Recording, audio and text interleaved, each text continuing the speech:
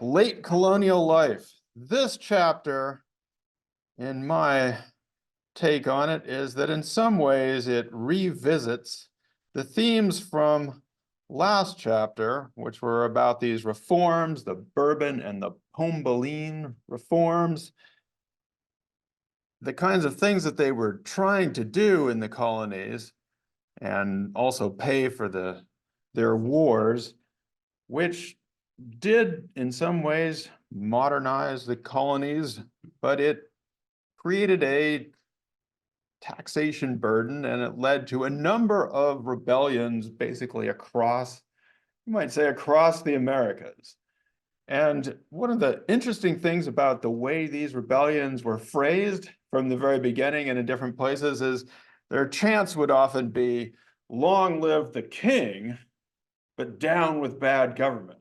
So they weren't necessarily, or at least at first, the idea was you're appealing in some ways like they used to appeal in the judicial system. The idea was the king is fine. The person at the top is fine. It's these local administrators, it's the bad government at the local level that we're opposing. Now, these movements would later get more intense, as we'll see in the next chapter, but this was really the initial rallying cry, which was not so much about colonialism per se, or about rule from Spain or Portugal. Like I said, the idea was to sort of hold up the king. Now you could say that this was a cynical chant, that it's, appealing to somebody far away while being rebellious at the local level, but it's an interesting take on these things. The other really important thing, and we've been talking about this throughout since the beginning of the class, is that during this period, they began to produce these silver coins, which look, they've already been producing a lot of silver and a decent amount of gold, but they produce these standardized silver coins, which become the basis of trade, had been already, but really kind of sealed the deal from Asia through North Africa and the Americas. And so on the one hand, the Potosi mines had kind of tapped out a little bit. They were still producing, but there's new mines in Mexico that the Spanish were able to modernize, and including the inauguration of the Mexico City, the mechanized mint of Mexico City, which really could, to much fanfare, was turning out these great new coins. Now, I think, if you talk to somebody who maybe didn't take this class, or if you hadn't taken this class and I told you we know about the year of the American Revolution, say 1776, and we know about the Industrial Revolution, say, I don't know, 1850s or so, when would you say, given those 2 years, when would you say that the Mexico City Mint was starting to churn out these beautiful silver coins, just roughly speaking? Somewhere in between. Yeah, that's what I would have said too, right? Or maybe even after the Industrial Revolution. Maybe they got it later, because that's what we usually think about, right? The year is 1732, right? Well, the United States is not even in anybody's thoughts. And the Industrial Revolution probably isn't really in anybody's thoughts either. And so I keep emphasizing this, that, before there was a United States, before there was an Industrial Revolution, it was the Spanish money that really made the world go round, all around the world. And these were the kind, I can still get these today from antique collector sites. If you have enough money to buy them, you can get one that is stamped in 1732 from the Mexican Mint. And so in terms of global trade and the ways in which capitalism would develop, certainly the silver is hugely important in greasing all of these wheels. Potosi got a new mint as well in 1773, so a little later, but they were pretty excited about this. As I think I mentioned to you, there are some people who believe that the origin of our dollar sign the dollar sign in general is actually a derivation of the Potosi Mint. There's other stories for how it might be, but you can see how the mark of Potosi might have underlied a dollar sign. Actually not that expensive. Not that expensive. It's You can buy one for like $150. just $150. Yeah, that's right. Do your Hawks book bundle or a genuine silver coin. Make your choice. Not that bad. It's just silver. The other hugely important thing in this chapter, which they talk about and relates to some stuff that we talked about during the class where we talked about the issue of race, is just some of the demographic changes. So during this period, we have the increased importation of enslaved Africans, especially to Brazil, but also, as we talked about in the last class, into Cuba. And so you have more people being brought into the Americas from Africa. You have the number of indigenous people has basically bottomed out since the Great Plagues, and they start to increase their numbers during this time. There are still plagues and diseases, but the numbers start to rebound a little bit. But I think the big factor here is that what they call the mixed race sector, these unions and offspring of Spaniards, indigenous people, and Africans was the fastest growing, far faster than any other sector. And the colonial authorities wanted to subdue that or control that in various ways, but they really never were able to in any serious fashion. And so you have this sector of various forms of mixture that develop, and as Restall and Lane put it, that it would indicate that when we go into the independence and post-independence period, that Latin America's future was multiracial.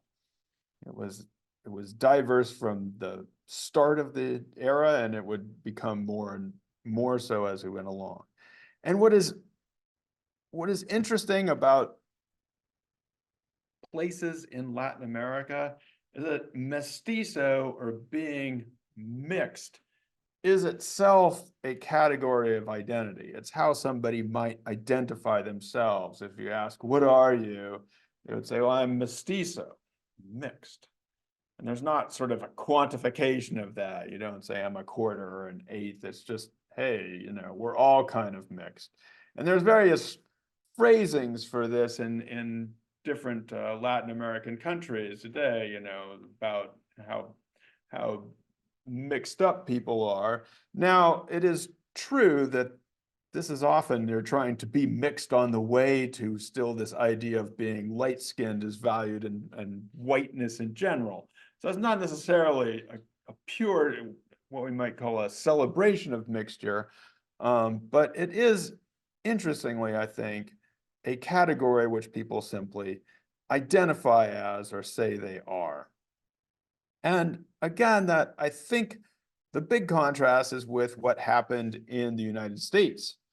This is actually a pretty good article from the History Channel. I don't always go there, but this was a pretty good one. And it just talks about how in 1850, in the United States Census, there were created these categories of mulatto, quadroon, octoroon. So they were trying to sort of quantify African descent, and they would try to put people into these boxes based on the percentage of African descent. And so there was a little bit of time, and in certain local areas, where these kinds of mixed identities in the United States began to be seen as something that you maybe could be as a person. You might not necessarily identify as white or black, but some sort of mixture. But in 1930, which is an interesting year to be, they changed it back to simply black, or in those days it was Negro. And so, there was no mixed box anymore. And from 1930 to 2000, you could only check one box on the census. There were no multiple boxes. There was no mixtures.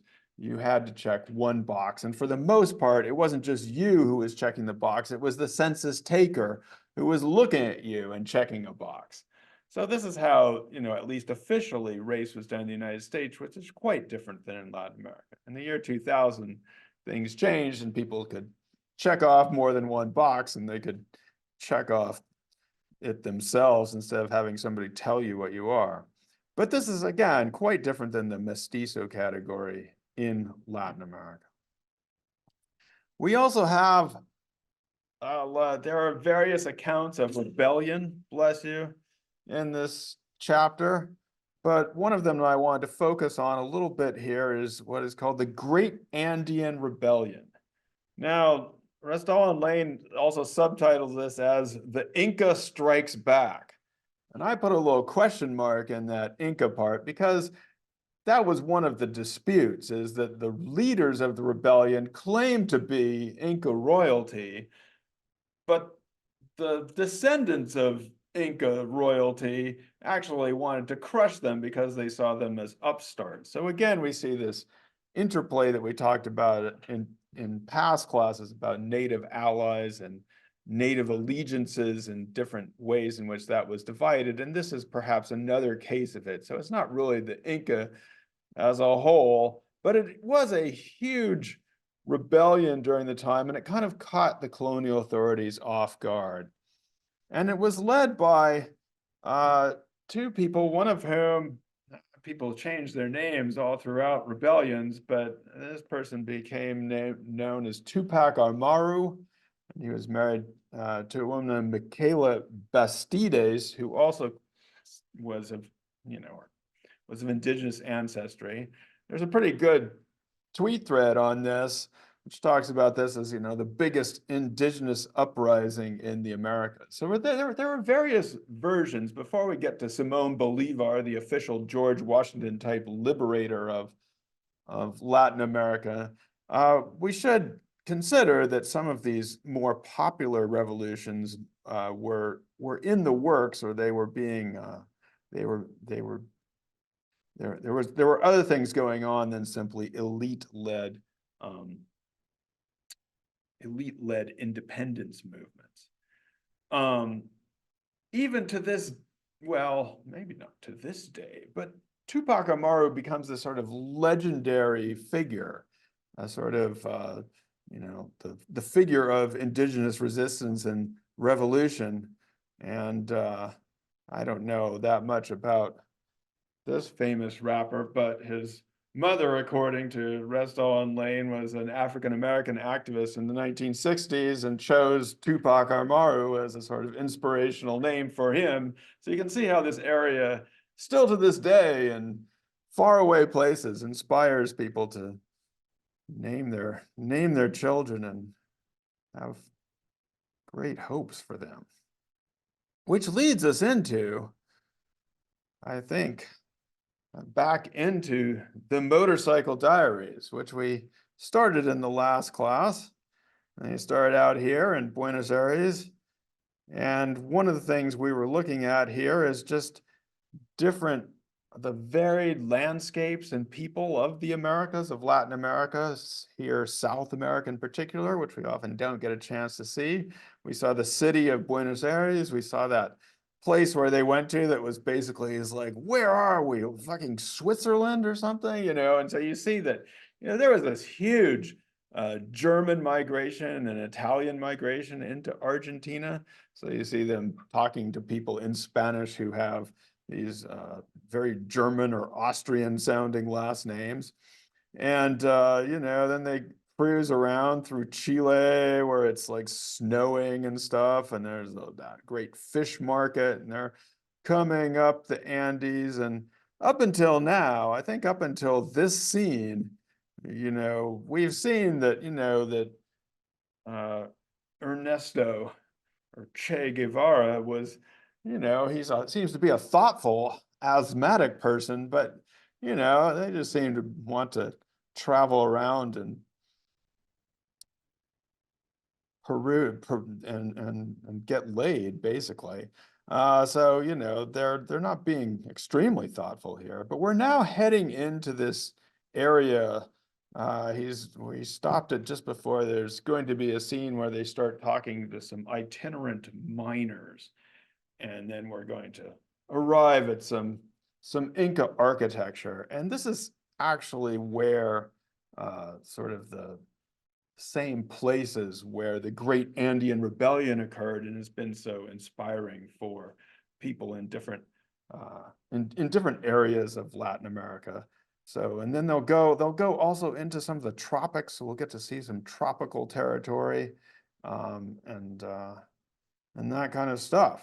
So I'm actually kind of afraid of this film for a little bit, but I think it matches up pretty well with our reading and what the kinds of movements that would be developing today.